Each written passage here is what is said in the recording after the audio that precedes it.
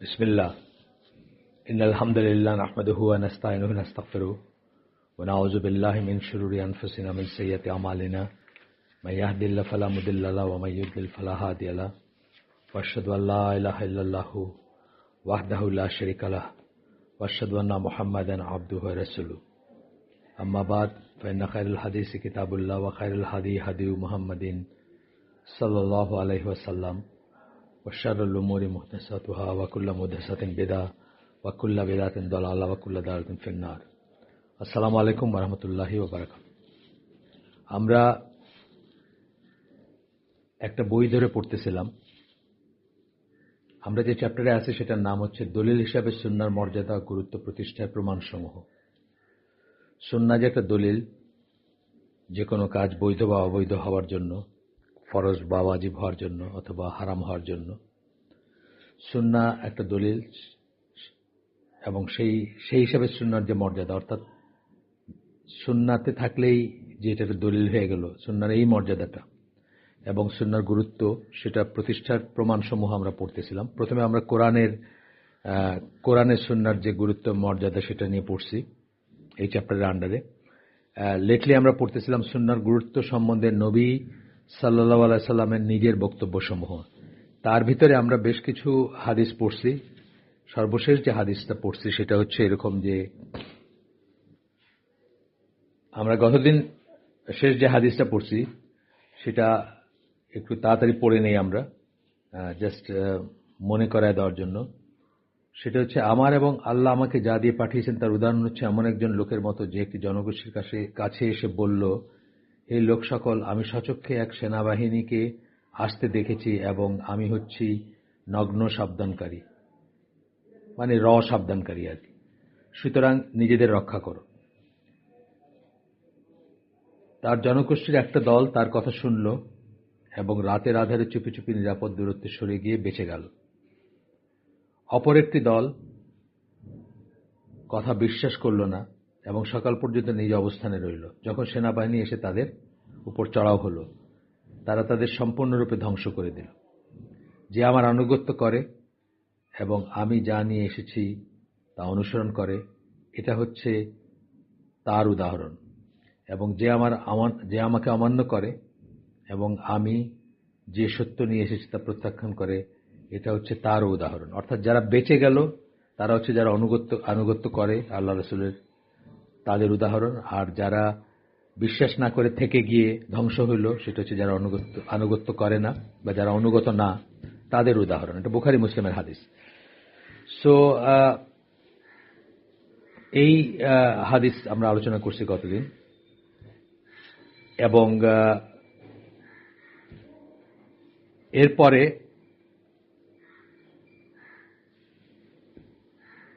এরপরে আমরা আজকে আরেকটু পড়বো এটা নিয়ে, মানে রাসূল সাল্লাল্লাহু আলাইহি ওয়াসাল্লামের নিজের কথায় সুন্নাহর যে গুরুত্ব এবং যে মর্যাদা, সেটা নিয়ে আরেকটু পড়বো। তো এখানে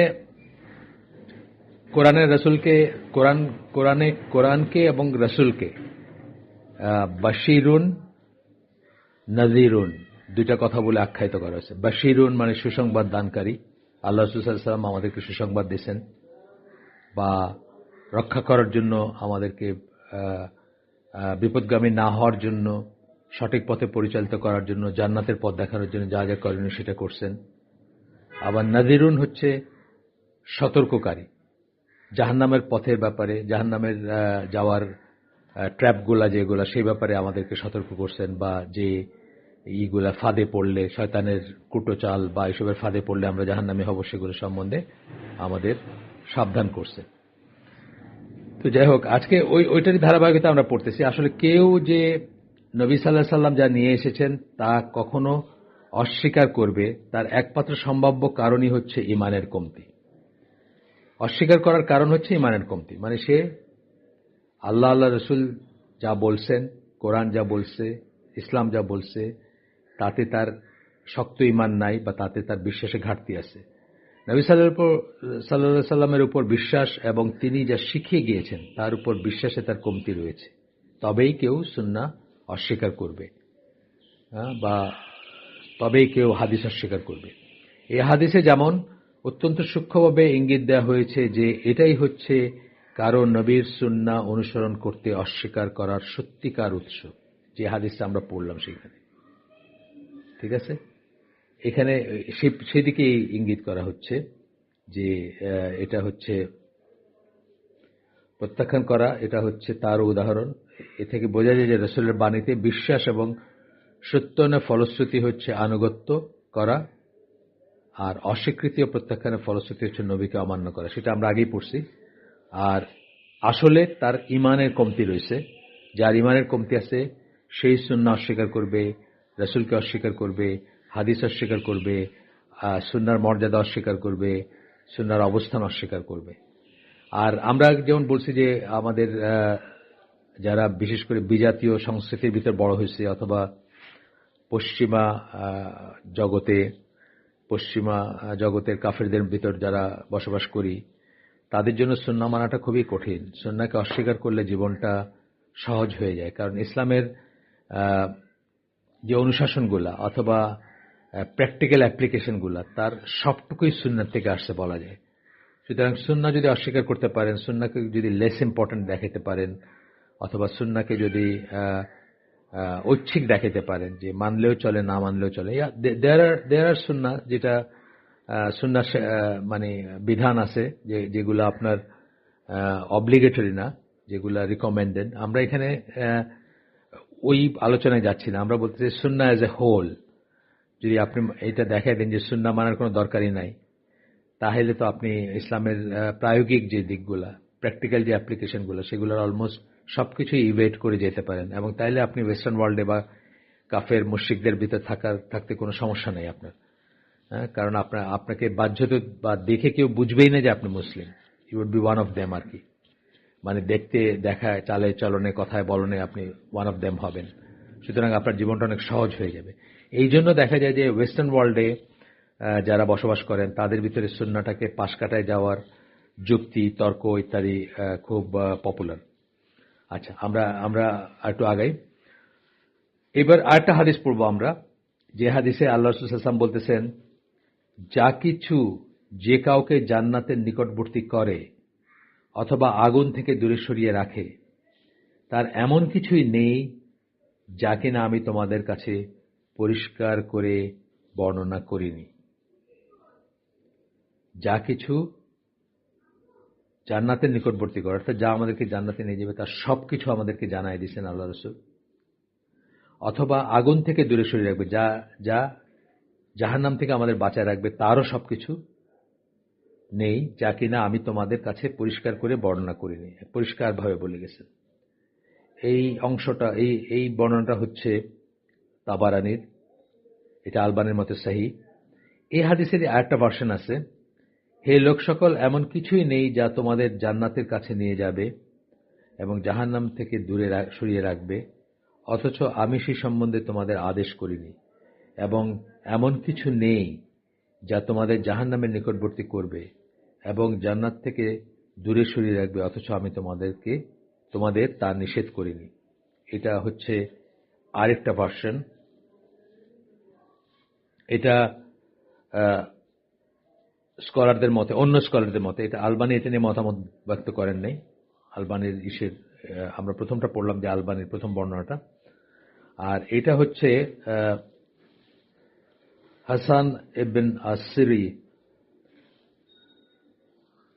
তার থেকে আসছে এবং এই সম্বন্ধে অন্য স্কলাররা তাহকিক করছেন, তাদের মতে এটাও সহিহ। আচ্ছা, তাহকিক যিনি করছেন তার নামটাও দেওয়া আছে এখানে, আমি পড়ে দিচ্ছি, মোহাম্মদ আল খায়রাবাদী। ইনি তাহকিক করছেন এবং তার তাহকিক মতে এটাও সহিহ। মোট কথা হচ্ছে কি, আইদার ওয়ে কথাটা একই কথা, একটু দুইভাবে বলা হয়েছে যে সবকিছুই আল্লাহ রাসূল বলে গেছেন এবং কমপ্লিট বলে গেছেন, কোনো কিছু বাদ দেন নাই। উপরে আমরা যে মানে এই হাদিসগুলোর কথা বলতেছেন, উল্লেখ করলাম, তার সমর্থনে আরো অনেক হাদিস যোগ করা যেত, আমরা আরো অনেক হাদিস যোগ করতে পারতাম, কিন্তু সংক্ষিপ্ততার জন্য আমরা এখানে করেন নাই তারা।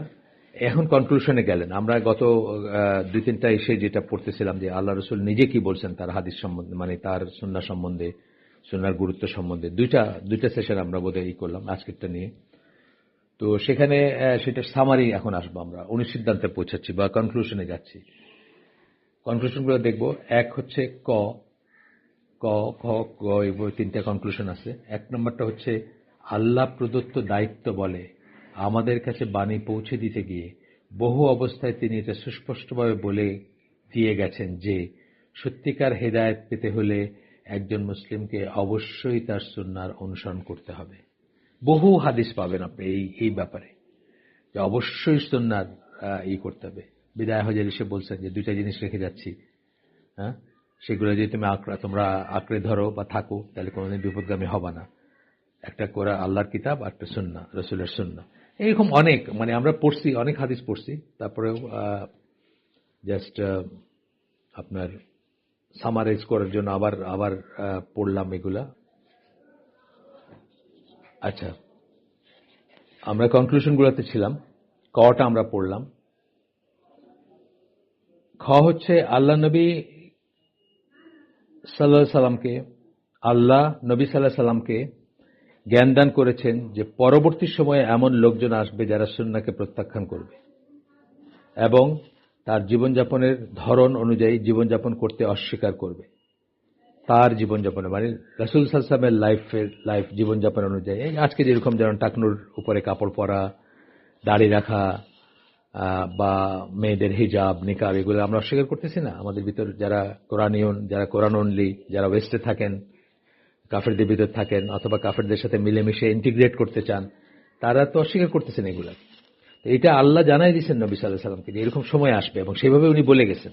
আমরা এই এই এই সাব হেডিং এর আন্ডারে যে সুন্নাহর, আল্লাহ রসুলের সুন্নাহর গুরুত্বের উপর আল্লাহ রসুলের কথাগুলা বা আল্লাহ রসুল যেসব কথা বলে গেছেন সেটার আন্ডারে আমরা যেসব পড়ছি, আমরা সেখানে এই হাদিসগুলো পড়ছি যে মানুষ তার লাইফস্টাইলের জন্য সুন্নাহকে ছোট করে দেখবে বা অ্যাভয়েড করবে বা ইভেট করবে, পাশ কাটায় যাবে। আর তাই নবী তার অনুসারীদের ওই ধরনের মানুষ, ওই ধরনের ধ্যান ধারণা সম্পর্কে সতর্ক করে দিয়ে গেছেন, যেটা আমরা বললাম যে এরকম হাদিস আমরা পড়ছি, এই আয়োজনেরই আগের পর্বে পড়ছি। আর গটা হচ্ছে রাসূল সাল্লাল্লাহু আলাইহি ওয়াসাল্লাম এই হাদিস থেকে বোঝা যায়, লাস্ট আমরা যেটা পড়লাম, একজন মুসলিম যদি রাসূলের সুন্নাহ অনুসরণরত হয়ে থাকেন তবে তিনি নিশ্চিত হতে পারেন যে তিনি সিরাতুল মুস্তাকিমের উপর রয়েছেন, অর্থাৎ ওই পথের উপর যা তাকে সরাসরি আল্লাহর সন্তুষ্টি, ক্ষমা এবং জান্নাতের দিকে নিয়ে যাবে। এই হিদায়াত সংক্রান্ত হাদিস বা যেটা আমরা লাস্টলি পড়লাম, সেখান থেকে বোঝা যায় যে তার কথা বা তার সুন্নাহ অনুসরণ করলে তিনি সিরাতুল মুস্তাকিমের উপর থাকবেন এবং তার জন্য সরাসরি আল্লাহর সন্তুষ্টি, ক্ষমা এবং জান্নাতের দিকে নিয়ে যাবে, সেই পথ তাকে নিয়ে যাবে। এই হচ্ছে মোটামুটিভাবে আল্লাহ রাসূল সাল্লাল্লাহু আলাইহি ওয়াসাল্লাম নিজে সুন্নাহর গুরুত্ব নিয়ে যে সমস্ত কথা বলছেন তার একটা সামারি আমরা করলাম। এরপরে আমরা দেখব সাহাবীরা এটাকে কিভাবে দেখছেন, মানে সুন্নাহটাকে সাহাবীদের কাছে কতটুকু মর্যাদাপূর্ণ ছিল। কারণ আমাদের জন্য সাহাবীরা হচ্ছেন কি লাইট হাউসের মতো, না, বাতিঘর যেটাকে আমরা বলি। প্রায়োগিক ইসলাম বা ইসলামকে কিভাবে প্রয়োগ করছেন সেটা আমরা ডিফারেন্ট বর্ণনা, এক একজন সাহাবী এক একটা দিকের বর্ণনা করছেন, এক একটা বিষয়ে বর্ণনা করছেন, অথবা এক একটা বিষয়ে তিনি গুরুত্ব দিয়েছেন বা এক একটা বিষয়কে তিনি হাইলাইট করছেন, বা সেই বিষয়টাকে কোন সাহাবী একটা বিষয়ে করছেন, আরেকজন সাহাবী আরেকটা বিষয়ে, মানে সবাই তো আর একসাথে রাসূলের সাথে ছিলেন না, কেউ একটা আলোচনার ভিতরে ছিলেন, আরেকজন আরেকটা বিষয়ে আলোচনার ভিতরে ছিলেন। সো তারা হচ্ছেন আমাদের লাইট হাউসের মতো, তাদের কাছ থেকে আমরা দিন পাইছি। আপনারা জানেন যে আহলুস সুন্নাহ ওয়াল জামা, এটাকে যেমন আহলুল হাদিস বলা হয় তেমনি আহলুল আসারও বলা হয়। আসার হচ্ছে সাহাবীদের কথা, হ্যাঁ, আর হাদিস তো হাদিসই, রাসূলের কথা বা কাজ বা এটার বর্ণনা। সো যেভাবে আহলুস সুন্নাহ ওয়াল জামাকে আহলুল হাদিস বলা হয় জেনেরিক সেন্সে, আমি বাংলাদেশের আহলে হাদিসের কথা বলতেছি না, একইভাবে আহলুল আসারও বলা হয়, আমরা অন্যত্র পড়ছি। আহলুল আসার হচ্ছে সাহাবীদের কথার সম্প্রদায় যারা, অর্থাৎ সাহাবীদের কথাকে যারা অনুসরণ করেন, কাজকে অনুসরণ করেন, সাহাবীদের যারা অনুসরণ করেন। তো আমরা সবাই সেটা করতে চাই। সাহাবীদের অনুসরণ করা বলতে একজন মানে খুব নাম না জানা সাহাবী উনি কি করছেন এটা আমাদের কাছে অত হয়তো না, গবেষণার বিষয় না, কিন্তু জেনারেলি সাহাবীরা বা মেইন স্ট্রিম সাহাবী যারা যারা আল্লাহ রসুলের কাছের ছিলেন, যারা মর্যাদা দিক দিয়েই ছিলেন, তাদের এইগুলা খোলাফায়ে রাশেদিন, যেমন খোলাফায়ে রাশেদিন কথা রাসূল সাল্লাল্লাহু আলাইহি ওয়াসাল্লাম নিজেই বলে গেছেন যে আমার এবং আমার খোলাফায়ে রাশেদিনের সুন্নাহকে আঁকড়ে থাকো, এটা তো বলেই গেছেন, মানে সামারি বললাম আমি। অন্য সাহাবীদের ব্যাপারেও যারা এক একজন সাহাবী যারা অনেক বড় আলেম ছিলেন বা বড় স্কলার ছিলেন বা অনেক হাদিস জানতেন অথবা রাসূলের সঙ্গী ছিলেন অনেক অনেক জায়গায়, তাদের থেকে আমরা দিনের ডিফারেন্ট জিনিসগুলো শিখি, জানি এবং গ্রহণ করি। তাদের সুন্নাহ সম্পর্কে কি দৃষ্টিভঙ্গি ছিল এটা জানা আমাদের ইম্পর্টেন্ট, যে তারা কতটুকুই দিতেন। সাহাবীদের কেন আমরা বিশেষ একটা ইসে দেখি, কারণ তারা হচ্ছেন অ্যাকচুয়ালি রাসূলের প্রজন্ম, তাই না? রাসূল সাল্লাল্লাহু আলাইহি ওয়াসাল্লাম যে হাদিসে বলছেন তোমাদের মাঝে সর্বশ্রেষ্ঠ হচ্ছে আমার প্রজন্ম, মানে তার উম্মতের ভিতরে সর্বশ্রেষ্ঠ হচ্ছে তার প্রজন্ম। এই তার প্রজন্ম কোনটা? তার প্রজন্ম হচ্ছে সাহাবীদের প্রজন্ম, তারপর হচ্ছে তার পরের প্রজন্ম, তারপরে তাবেঈ যারা, তারপর হচ্ছে তারপরের প্রজন্ম তাবেঈ যারা। এটা বুখারীর হাদিস। তো এই সাহাবী কারা এটা একটু বলে নেই, যদিও আপনারা জানেন, হয়তো আমি আগেও বলছি। সাহাবীর ডেফিনেশন, কিন্তু আমরা ডেফিনেশন চিন্তা করি না অনেক সময়। সাহাবী কাদেরকে বলবো? যারা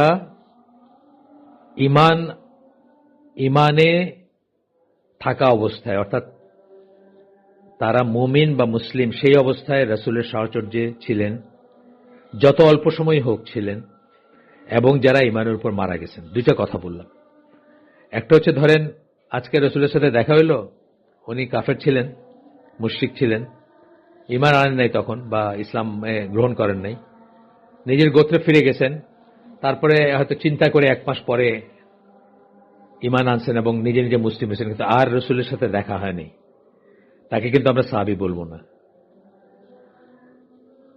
সাহাবী বলবো তাকে যিনি রাসূলের সাহচর্যে থাকা, ইমানের অবস্থায় রাসূলের সাহচর্যে ছিলেন, সেটা একদিন, এক ঘন্টা, এক মিনিট, এক বছর, যাই হোক না কেন। আর এমন এমন মানুষের কথা আমরা পাবো খোঁজ করলে, যারা একসময় ঈমান আনছেন রাসূলের উপরে, রাসূলের সাথে ছিলেন, কিন্তু পরবর্তীতে মুরতাদ হয়ে গেছেন। হ্যাঁ, এরকম আছেন, ছিলেন না তা না, এরকম ছিলেন।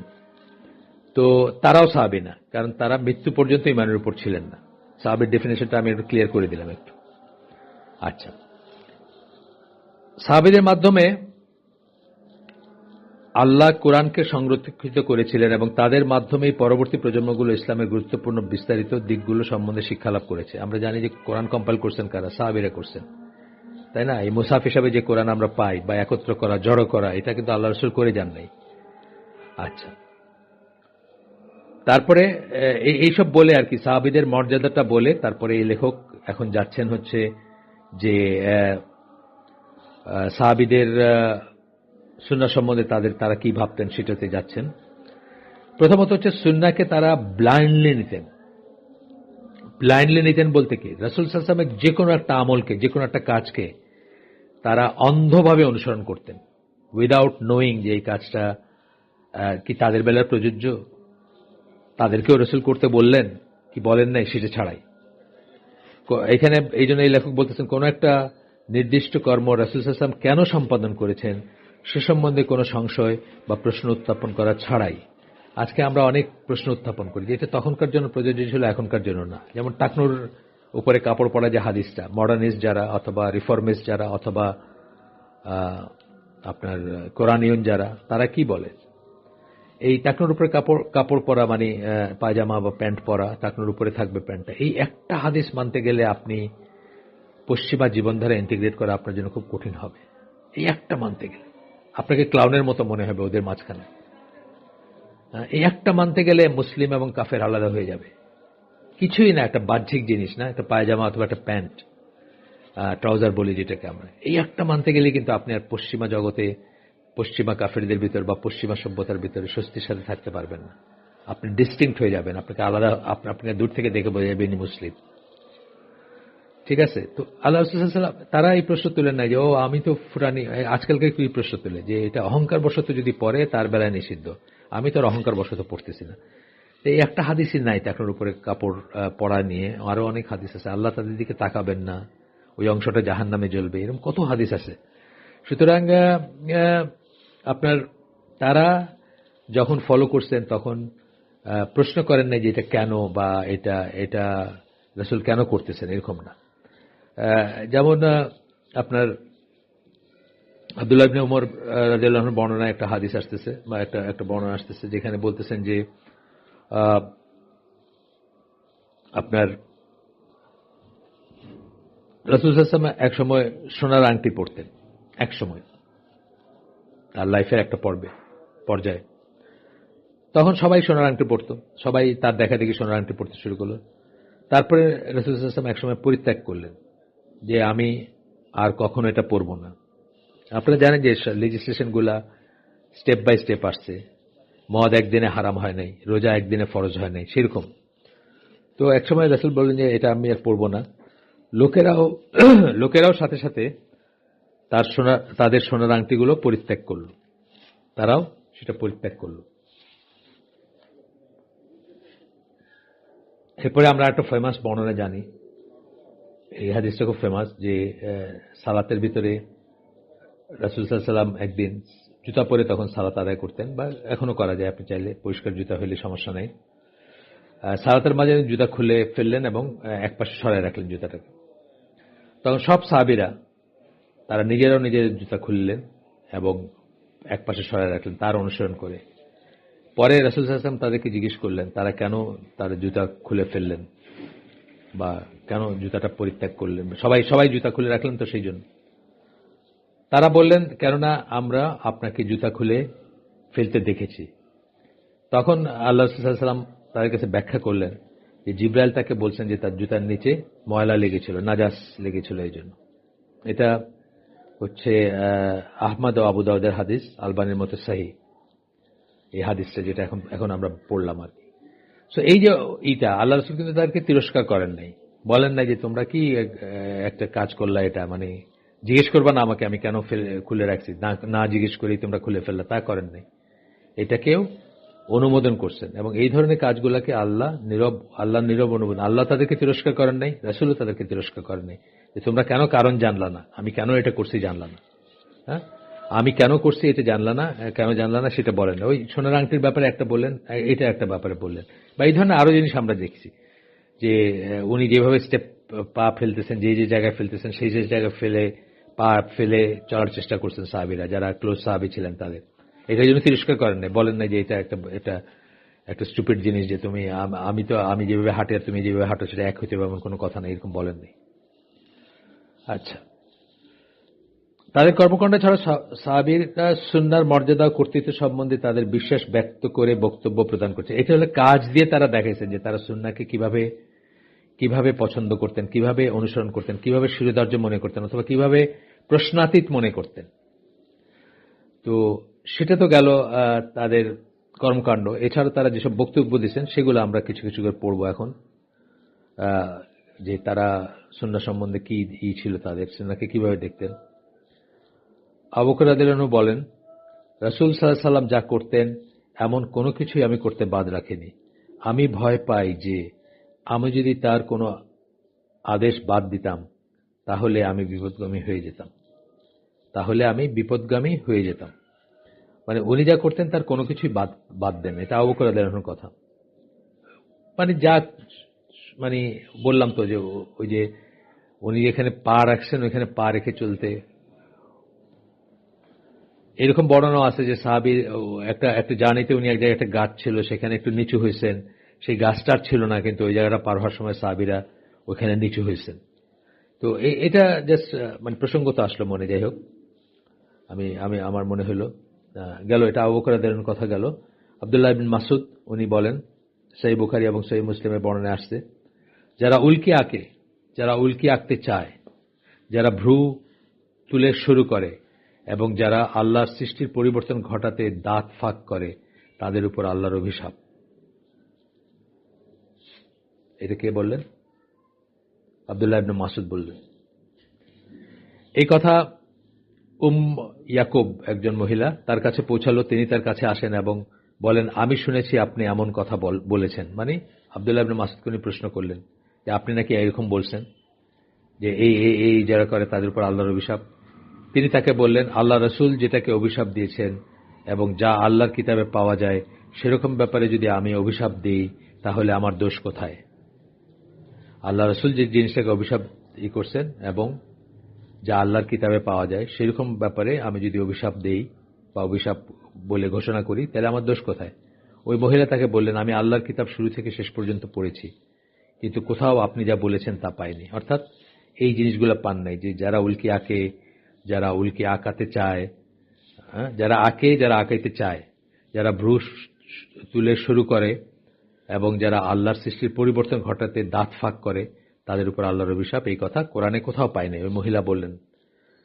আব্দুল্লাহ ইবনে মাসউদ তাকে বললেন, আপনি পড়ে থাকলে তো আপনার পাওয়ার কথা, আপনি কি পড়েননি আল্লাহ রসুল তোমাদের যা দেন তা গ্রহণ করো এবং যা নিষেধ করেন তা থেকে দূরে থাকো? আপনি কি এটা পড়েন নাই যে আল্লাহ রসুল যা দেন সেটা গ্রহণ করো? পাই, এটা হচ্ছে সূরা হাশরের 7 নম্বর আয়াত। মহিলা বললেন, হ্যাঁ। তখন আব্দুল্লাহ ইবনে মাসউদ বললেন, তিনি ব্র্যাকেটে আল্লাহ রসুল সাল্লাল্লাহু আলাইহি সাল্লাম এসব জিনিস নিষেধ করেছেন। এই ঘটনায় একজন সাহাবী নবী সাল্লাল্লাহু আলাইহি সাল্লামের প্রদত্ত বিধিনিষেধকে আল্লাহর বিধিনিষেধ বলে উল্লেখ করেছেন। মানে আমরা জানতে চাচ্ছি যে সাহাবীরা এটাকে কিভাবে দেখতেন। সাহাবীরা আল্লাহ রসুলের একটা বিধিনিষেধ বা তার মুখ দিয়ে যা উচ্চারিত হয়েছে সেটাকেই আল্লাহর নিষেধ বলে ধরতেছেন এবং সেটা দলিল কোরআন থেকে নিচ্ছেন যে রাসূল যা অনুমোদন করেন, যা দেন সেটা গ্রহণ করো, যেটা নিষেধ করেন সেটা থেকে দূরে থাকো। ওই ভদ্রমহিলা অর্থাৎ ইয়াকুব আব্দুল্লাহকে ভুল বুঝেছিলেন এবং ভেবেছিলেন যে তিনি এমন কোন সুনির্দিষ্ট আয়াতের কথা বলেছেন যেখানে ওই কাজগুলির কথা নির্দিষ্টভাবে উল্লেখ করা রয়েছে। আব্দুল্লাহ ইবনে মাসউদ তার ব্যাখ্যায় দেখান যে আল্লাহ রসুল যা নিষিদ্ধ করেছেন তা আসলে আল্লাহ যা স্পষ্ট নিষিদ্ধ করেছেন তার মতোই গুরুত্বপূর্ণ। এই ব্যাপারে তার প্রমাণ ছিল সূরা হাশরের 7 নম্বর আয়াত। সূরা হাশরের 7 নম্বর আয়াতটা অত্যন্ত ইম্পর্টেন্ট, যদি এটা গনিমতের মালের ব্যাপারে আসছে বা আনফাল বা যা আমরা বলি আর কি, ওই আল্লাহ যা মানে আল্লাহর পথে জিহাদে যা বা জিহাদের বা এক্সপেডিশনে বা কোন একটা অভিযানের পরে যা যা মুসলমানদের হস্তগত হয় সেসব জিনিস সম্বন্ধে বলা হয়েছে। কিন্তু আল্লাহ যা রসুলকে দেন বা তার অনুগ্রহ থেকে দেন সেসব সম্বন্ধে বলা হয়েছে। কিন্তু এটা সকল স্কলাররা এটাকে জেনারেল ভাবে বুঝে থাকেন, যে কোনো জায়গায় পড়েন এটাকে জেনারেল ভাবে বুঝে থাকেন এবং এটা অত্যন্ত বড় একটা দলিল বলতে পারেন এই আয়াতটা, বা একটা কর্নারস্টোন বলতে পারেন যে কিভাবে আমরা জিনিসগুলোকে নিব, রাসূল যা নিষেধ করছেন সেগুলোকে কিভাবে নিব, রাসূল যা দেন সেগুলোকে কিভাবে নিব।